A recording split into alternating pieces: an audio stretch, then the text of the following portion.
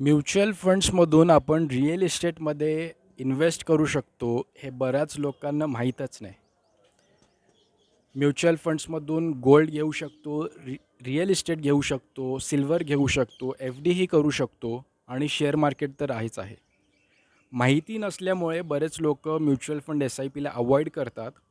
Mutual fund SIP म्हणजे फक्त share market आणि ते फक्त कोसळतंच एवढंच आपल्याला माहीत असतं. म्हणून लोकं म्युच्युअल फंडकडे येत नाहीत, इन्व्हेस्ट करत नाहीत.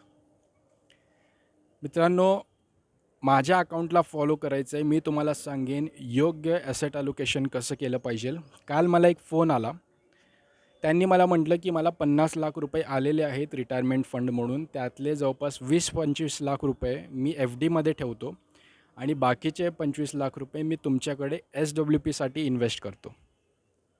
मी त्या सरांना समजून सांगितलं, की सर, तुमचे 50 लाखातले आपण 100% 50 लाख हे इक्विटी मार्केटमध्ये न लावता जवळपास तुमचे 30% अमाऊंट हे डेटमध्ये जातात. म्हणजे काय, की गव्हर्नमेंट बॉन्ड्स असतील, कॉर्पोरेट बॉन्ड्स असतील, ज्या ठिकाणी आपल्याला जवळपास 7.5% इन्कम फिक्स असतो इयरली बेसिसवरती, अशा ठिकाणी आपण इन्व्हेस्ट करतो, जे की टेक्निकली एक एफ-डीच आहे.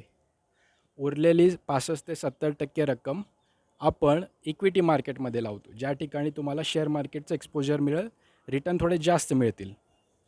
सरांना तो प्लॅन पटला. हायब्रिड फंड्स असतात.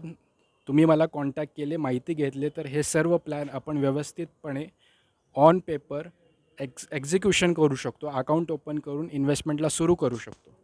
नंबर दिलेला आहे, कॉन्टॅक्ट करायचं. आजच एस-आय-पी, एस-डब्ल्यू-पी अकाउंट ओपन करून घ्यायचं आहे. Thank you very much.